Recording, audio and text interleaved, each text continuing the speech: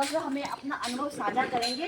आप भी अध्यापक रह चुके हैं तो कुछ अनुभव साझा करेंगे कि उस टाइम का वक्त जो हमारे एक अध्यापक और छात्र का संबंध होता था और आज का वक्त। प्लीज सर, दो शब्द।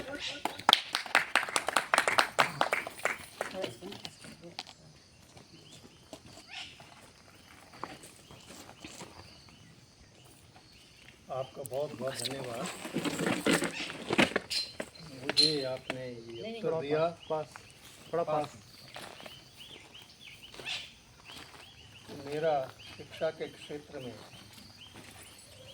लंबा सफ़र रहा है।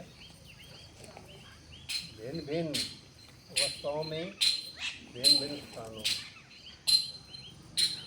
यहीं जन्मा पला शिक्षित मोस्टली धर्मशाला में हुआ। उसके बाद Punjab university, then Himachal university. So as a teacher, I started in 1960. और स्कूल था कैंट बोर्ड हाई स्कूल ये। That too for 1 year only. Then I got myself selected in government. I joined Boys Higher Secondary School, Hamirpur proper. From there, मेरी selection हुई Punjab public school Nabha, renowned institution, residential institution, जो राजाओं के महल में चलता था। M था कि कुछ गवर्नमेंट स्कूलों को उस समय पब्लिक लाइन्स पर कन्वर्ट करना है,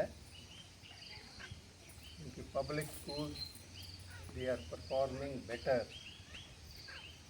उस समय के चीफ मिनिस्टर थे सरदार प्रताप सिंह कह रहा हूँ, पंजाब के। तो वो एक इंटेलेक्चुअल जाइंट पॉलिटिशियन थे। तो उनका ख्याल था, तो हमें ट्रेनिंग दी गई। All activities to be learned which are introduced in public schools, all games। और अभी यूथ था, 22 years old, I thought of many things। वापस आया, my principal was also called there, ताकि ब्रीफिंग हो जाए। I started some project there, Hamirpur, and luckily, Chief Minister was murdered next year in the King's office। ये बात है 64। भाग्य भाई 64 में I was transferred to Boys धर्मशाला। ये भी प्रीमियर इंस्टीट्यूशन था उस वक्त का। Model multipurpose higher secondary school boys Dharamshala, Punjab government का था ये। तो यहाँ ये मेरा अपना स्कूल था। प्रिंसिपल भी उस समय की बात है, कोई कॉलेज कैडर से स्कूल कैडर में आना वाजिब बनता नहीं, क्योंकि वो बेटर समझा जाता है। He was the only man who taught me in the college। और कॉलेज का जो प्रोफेसर या लेक्चरर जो भी whatever, he was class 3 then। और ये पोस्ट जो थी, he was class 2 then, guessed it। He was taken, he was selected, he joined, and I had a good fortune to work under him for 2 years। तो यहाँ से I was able to get teaching of English training at Regional Institute of English, Chandigarh। I had to go there। By grace of God, performed well। अरे stand मांगो ना। I got a certificate of ए धूप में मत बैठ उधर कुर्सी उठा के जाओ उधर छाँव में बैठ जा historical event. 64, Kangra was merged with Himachal government, और यहाँ हमें वो ड्यू प्लेस नहीं मिली क्योंकि authority was with the old person and we were a bit neglected. Somehow things went on. थोड़ा सा मेरा लोकल था, बहुत सारे teachers were my teachers as well, तो वहाँ सीखने का बड़ा स्कोप था और I couldn't do any hanky panky, जो भी एक्सपेक्टेड था I had to perform better than that. तो सीखना पड़ता है। Transferred many a time from here, but that was cancelled in the interest of the school in the children. And I remained here to 85. Many students of Dharamshala are my students. I am proud of them. They are also proud of me. Many officers who retire हो गए, they come to meet me, and that gives me some peace of mind. Then I went as head in some school. Then again my director came and he wanted that I should join the education board as assistant secretary. I had to go.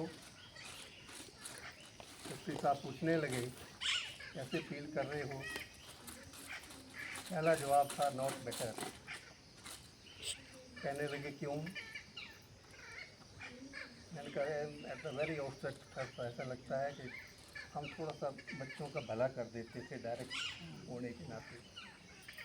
ओह, कहता है यहाँ आप 200, 400, 500 का करते हो, यहाँ लाखों का है और बच्चों का ये हाल चाल है।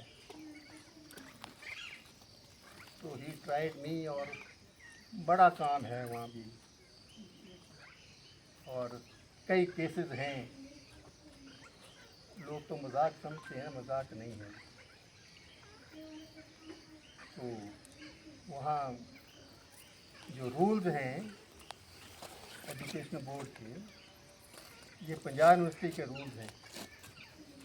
थ्योरेटिकली ऑल द बेस्ट, लेकिन हम इम्प्लीमेंट ना करें, वी आर दोषी। तो कई जगह ऐसा होता था, जब फाइलें आती थी, डिस्प्यूट्स, मैनी प्रॉब्लम्स, हम देखते थे इन लोग बच्चे कुछ भी किया गलती फलती, they are innocent and they are in the making of life. Direction which we want to make them, they will get it. तो हम आखिर में कह देते थे कि नियम ये है, लेकिन बच्चे के हित को सम्मुख रखते हुए हम ये निर्णय देते हैं, तो उसको अपलिफ्ट करने का निर्णय दिया जाता है। Then again promoted, went as district education अफसर मंडी। ये पोस्ट जो पोस्ट होती है, ये थोड़ा सा अंडर पॉलिटिशियंस होती है, और मंडी मोर सेंसिटिव पॉलिटिकली। तो मैंने तो आदत पड़ी थी कि इनकी आगे पीछे नहीं घूमना है और अंडरवुड काम करना। कुछ काम किए, 1-2 बार नहीं होने वाले थे, नहीं किए। मिनिस्टर साहब थे, उन्होंने मुझे कहा कि आप नहीं करते, मैं ऊपर से करवा लूँगा। ऊपर से तो हम कर लेंगे, ये करवाते कर देंगे हम। And he reported the matter to the CM of Virbhadra Singh. Direct involve तो होना नहीं था। हमारा जो हाईएस्ट होता है एजुकेशन में, वो एजुकेशन सेक्रेटरी होता है, सीनियर IAS अफसर। और लकीली वो थी एक madam Sandhu, very strict, tall, simple, लेकिन well meaning. उसका टेलीफोन आ गया. I want to inspect your office. I want to address a few heads of the family. And I want to have a very simple lunch with you only, nobody else. मैं accordingly arrange करना पड़ा. जब lunch पे बैठे, madam राजबंत Kaur Sandhu जी कहने लगे, जो कुछ हुआ it was all A drama. Actually, I wanted to meet you and talk to you. कहने लगी कि मैं यहाँ डीसी रही हूँ मंडी में. जब मुझे यहाँ भेजा गया तो courtesy call I went to the CM Virbhadra Singh was CM even then. उसने कहा मैडम ठीक है ऑर्डर तो है और काम भी करना है, लेकिन ऐसा है कि वहाँ पॉलिटिकल सेंसिटिव है एरिया और तलवार की धार पर ले रहा हूँ. ठीक काम अपोजिशन के भी कर दो, गलत काम रूलिंग के मत करो. That very message I want to convey you. क्या कर लेंगे आपका? हमारा हौसला और बढ़ गया. ज़्यादा दम धड़ाके से काम किया, जो निकालो. And I retired in 97. This is the simple story. I am a retired man. थोड़ा जुड़ा रहता हूँ. जिंदगी का बतूर कोई नहीं है. लाइफ की definition very clear. No attachment, no vanity and knowledge जिसकी सीमा नहीं है. इसमें लगे रहो, उस अंश प्राप्त कर लो. परफेक्ट होना बहुत की बात है. और to sum up, God is only perfect. हमें कोई ना कोई आपने बुलाया, चांस दिया, ये बेटा अपना है. ये भी सोशल सर्विस में ही लगा हुआ है एनीवे. तो आप भी सोशल सर्विस में हैं. काम इतना आसान ये भी नहीं होता, लेकिन दिल की तसल्ली है वी आर डूइंग समथिंग और इसमें पॉजिटिविटी है. किसी से कोई लेना नहीं. हमने जो हो सके भला ही करना. तो दैट इज़ द समम बोनम ऑफ माई लाइफ. तो फिर एक बार आपका धन्यवाद करता हूँ. बहुत मेहरबानी.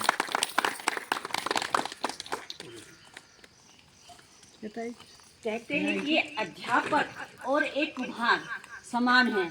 जैसे एक कुम्हार पानी से गिला करके मिट्टी से एक सुंदर घड़ा बनाता है, वैसे एक अध्यापक भी छात्र बालक बालिकाओं को पढ़ाकर, चाहे वो डांट कर चाहे प्यार से, एक देश का भविष्य का निर्माण करते हैं. तो ये हमारे अनुभव ही हैं जो कि आज इतना लंबा सफ़र तय करके आज हमारे यहाँ पहुँचे. धन्यवाद सर, बहुत ज़्यादा धन्यवाद. और आज हमारे साथ हमारी माताएं बहनें भी इकट्ठी हुई हैं. हर एक बच्चे की पहला स्कूल घर है और उनकी पहली अध्यापिका उनकी माँ होती है. तो ये माएँ जब इकट्ठी हुई, कुछ माएँ अपना अनुभव साझा कर सकती हैं. प्लीज सविता मैम पहले आप. मैडम मैं थोड़ा सा टोक दूँ. थोड़ा सा अपना जो संस्था है आपकी, हाँ जी, थोड़ा सा मुझे बता दो. थोड़ा सिंपल पास ही रखना.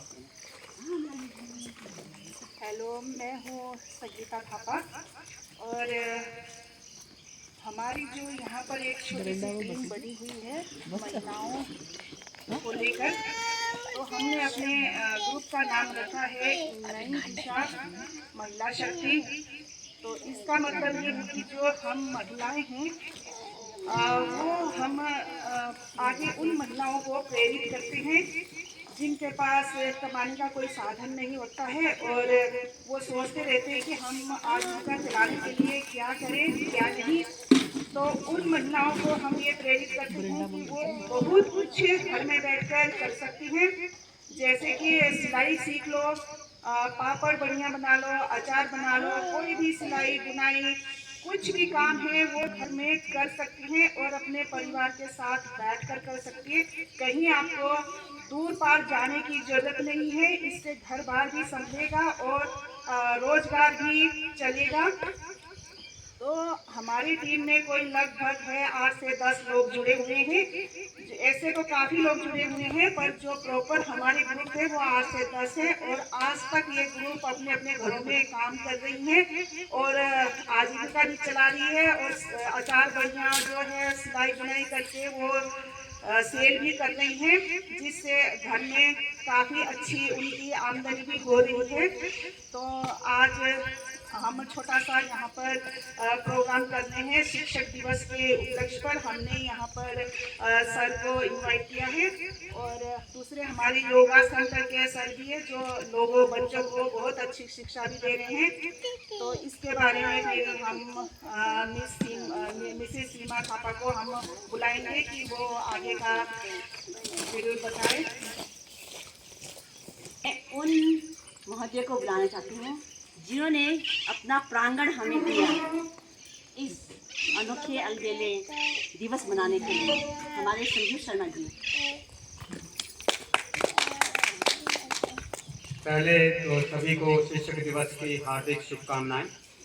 और शिक्षक दिवस की शुरुआत हमारे प्रथम उपराष्ट्रपति जी से स्टार्ट हुई थी, सर्वपल्ली राधाकृष्णन जी से, जो बाद में राष्ट्रपति भी बने। वो एक शिक्षक थे। जब उनका ये शिक्षक दिवस मनाने का जब स्टार्ट हुआ तो उन्हीं के ही थ्रू हुआ, क्योंकि वो एक ऐसे शिक्षक थे जब वो पढ़ाते थे। उनकी मैं एक बात बता रहा हूँ जो मैंने पढ़ी है।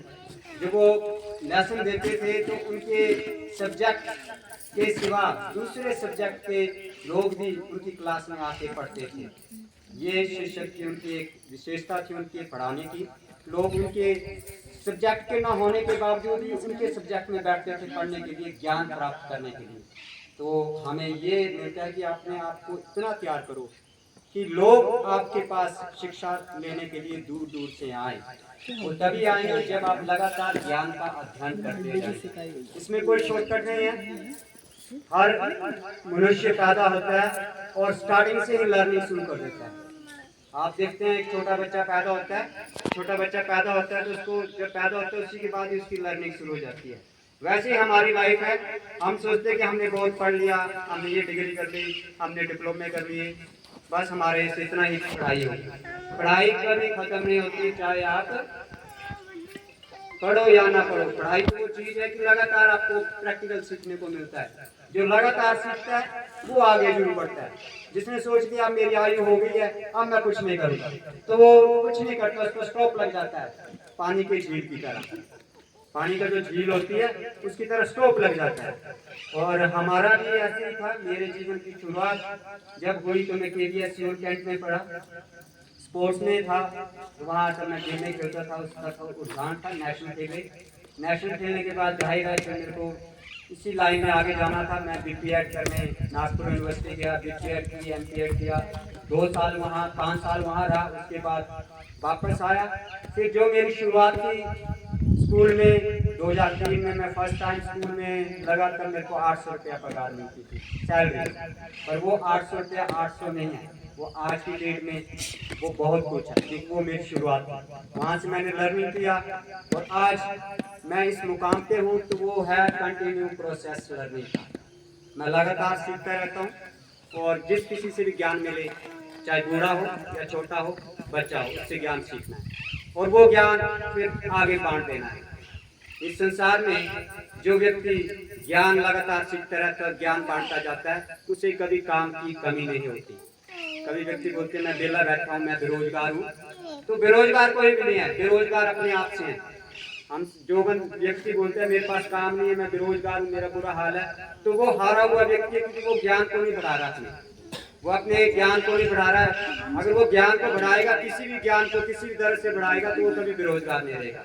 इस फार्मूले को हमेशा नोट करना। फिर उसके बाद MPhil किया, MPhil किया, योग शास्त्र किया। योग शास्त्र के बाद फिर हिमालयन योग को फोन करने का मौका मिला। आज मैं 12 किताबें लिख चुका हूँ। जब मैं एक पहली किताब लिखने जा रहा था तो लोगों ने कहा था कि इसमें क्या किताब लिखनी, तो आज मैं मेरी 12वीं किताब मैं लिख चुका हूँ और पब्लिश हो चुकी है। तो मेरे लिए बहुत खुशी की बात है। और अपने आप से मैं महसूस करता हूँ कि जब मैं फर्स्ट किताब लिख रहा था तब लोगों ने मेरे ताने मेरे को किए थे।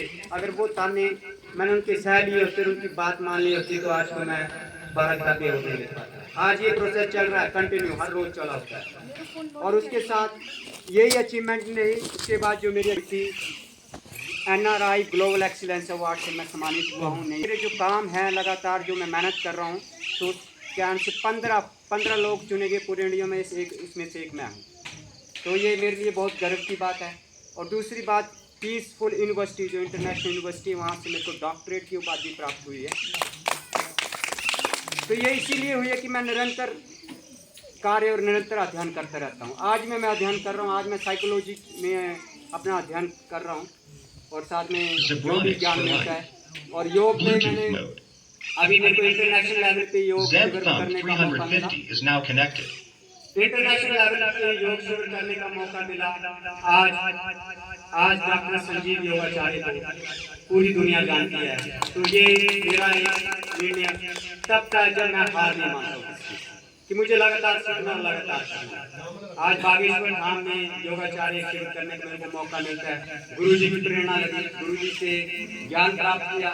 जो ज्ञान हमें नहीं मालूम था वो चीज़ें हमें प्राप्त हुई। तो उनके दिशा निर्देश में मैं आगे बढ़ रहा हूँ और नेशनल लेवल और इंटरनेशनल लेवल पे मैं योग शिविर और टीचिंग करता हूँ। तो बहुत, और आज हिमालयन योग ये संस्था आप देखते हैं। और यही थे, इसी संस्था की शुरुआत मैंने एक कमरे से की थी। जस्ट एक कमरा था और उसमें लाइट नहीं आती थी और मेरे को हिमालयन योग संस्था खड़ी करनी थी कि मुझे करना है किसी भी तरह। और आज ये प्रोसेस चल रहा है। अभी तक जो ड्रीम है वो बहुत हाई है।